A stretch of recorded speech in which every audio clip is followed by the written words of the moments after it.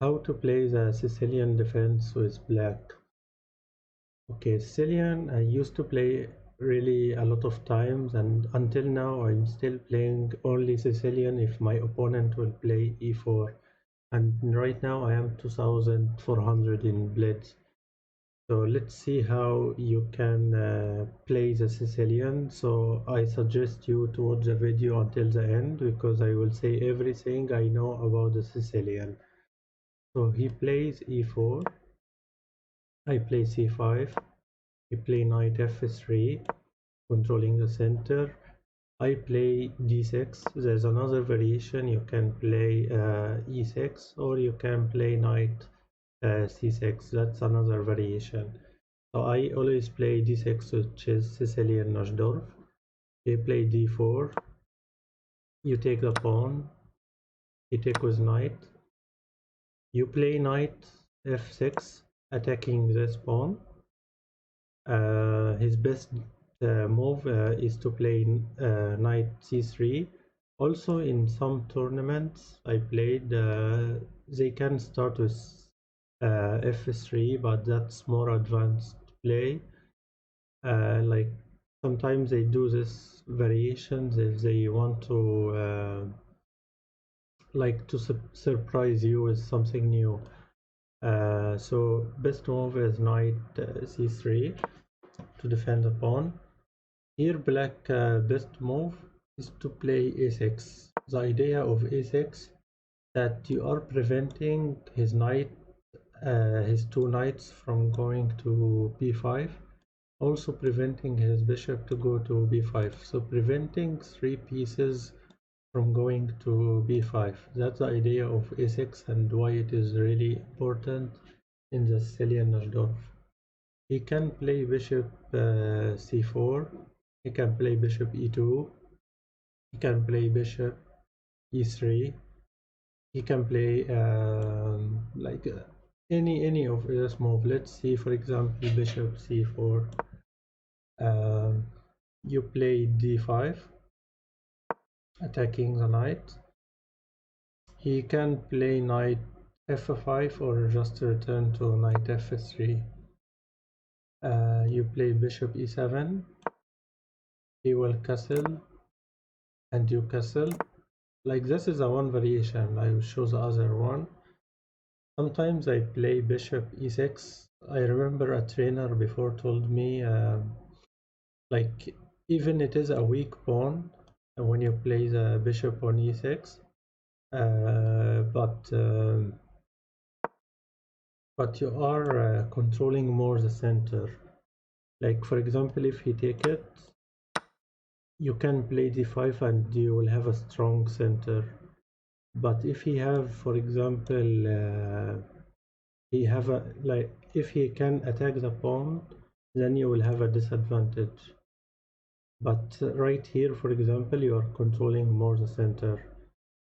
That's one variation of the Sicilian. Um, but in most cases, if they didn't play bishop c4, they start with this move, bishop e3, which is most common. I still play this move, e5. He can return to c3 or knight f3. Let's say knight b3, which is more common. I play bishop e6. He plays his queen to d2, but sometimes they play this move before queen d2, f3, because if he played queen d2 right now, you can play knight g4 and he will lose a bishop. And he can take with pawn and then you destroyed his pawn structure.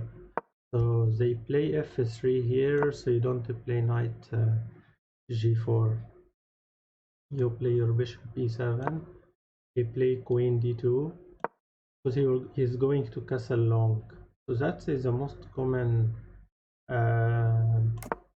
variation for the Sicilian Najdorf. Then he castle long.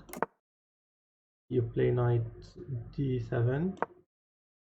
Uh, you can start to play, for example, g4 and start attacking on this side. You do the same and you try to attack from this side. If he attacks the knight now, let me check. I think knight uh, b4, yeah, b4 was the best move. I remember also going to knight e8, but b4 right away is better, because if he take, black will be better.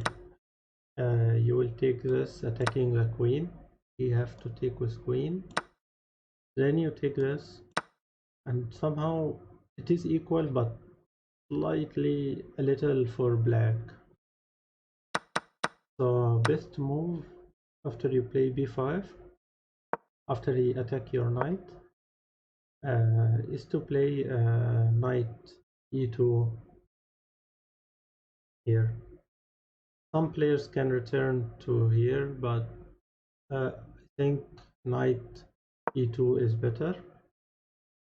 This knight is still hanging, you have to move it. That's now you play knight e8. That's why in the previous, before b5, you could play knight e8, but it is better to play b5 first. And after knight e2, you return knight e8. You can play f4, trying to attack your king side, and you do the same and you are attacking in his long side, and that's one variation, which is the main variation of the Sicilian Najdorf. Like, this is the most important variation, when he castle long and you are attacking him from this side. You also can play it with white, like I'm showing you with white and with black. So another variation in the Sicilian Najdorf, not here. Some players no, knight c3, e6 is important. Yeah, before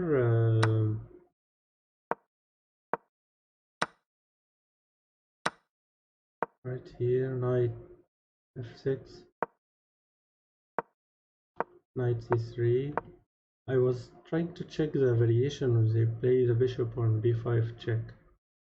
But let's see if, for example, if you go to bishop e2, that's another variation. They castle short instead of long, which is still normal, but better for white is to castle long. You still play the best moves. This, you play knight b3. You play your bishop to e6 if you want, or bishop e7. Bishop e7 is crucial. Bishop e6, it depends on you if you want to play it on bishop e6. He will short castle, and you will castle. He will play his bishop to e3, and that's another variation when he short castle. Then you start to play queen c7, for example, or you put the bishop here, and this variation also is finished. The idea here, you are trying to control the center. You can use your knight from d7 or from knight c6, and here it is more equal. There's no a lot of complicated play here.